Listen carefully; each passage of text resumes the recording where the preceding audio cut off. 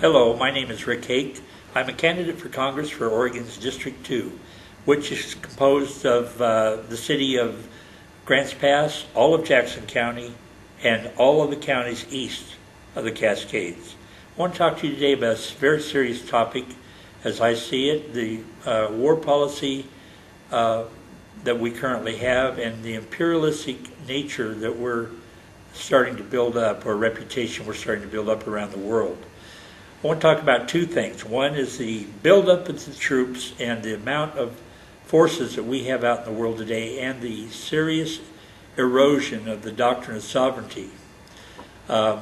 In Iraq alone, we have 132,000 troops as of July 8th. But not counting Iraq, we have over troops in 130 different countries.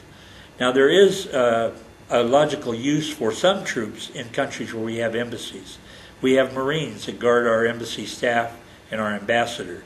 That's normal, and that's expected, and that's signed on to by the country accepting our embassy status.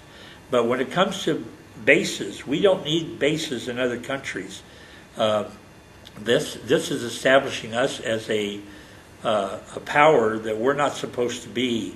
A world policeman. It gives us kind of a bully status around the world when you have too many troops all over the place.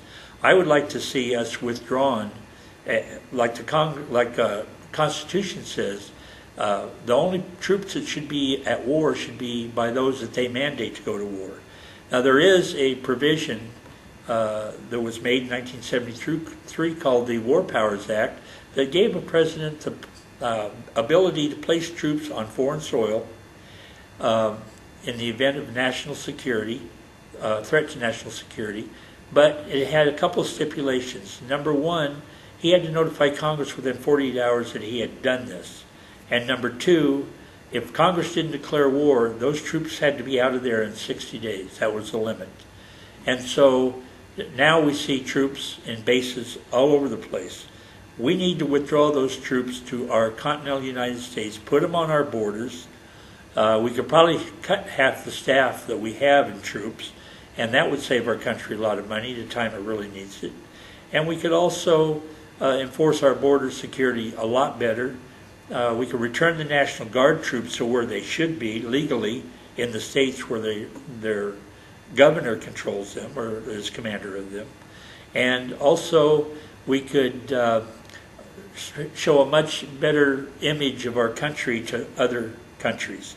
We need a formal doctrine of sovereignty that tells other countries that as long as you're not a threat to our national security, you have nothing to worry about from us. Now, granted, some other countries don't treat their people right, and we feel like, we should intervene. But, if your neighbor's not treating your kid right, or his kids right, you don't go over and spank his kids. You leave him alone. That's his kid, and that's his job. If you feel it's too bad, then you report him to authorities, but that's it. We have gotten in the habit of thinking because a ruler is too cruel to his own people that it's our job to go over there and fix it. That's wrong. And also, there's no way we'll ever change a culture. We pretty much proved that. So we need to withdraw to our own soils. We need to protect our own country. We need to withdraw.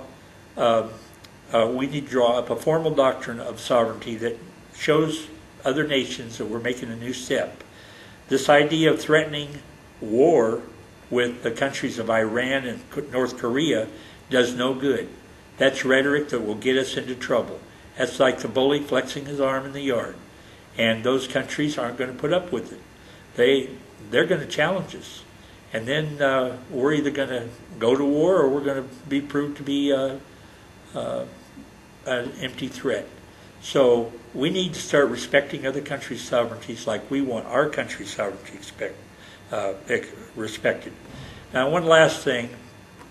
Those in the high circles of making war policy, they need to be exempt if they have any ability to make any profit off the war. If they do, they shouldn't be in that circle, or they should give up their wealth. This idea of getting rich off war is a sad but true thing that happens.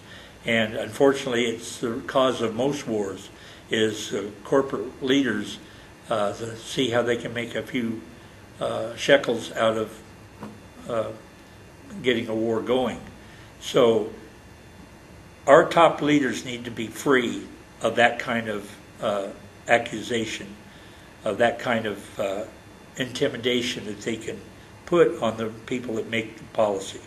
So I would ask for some type of a rule or a law that says if you have holdings in a company that is going to be used to support or supply a war effort, that you need to be put on temporary vacation and gone for the duration of that war.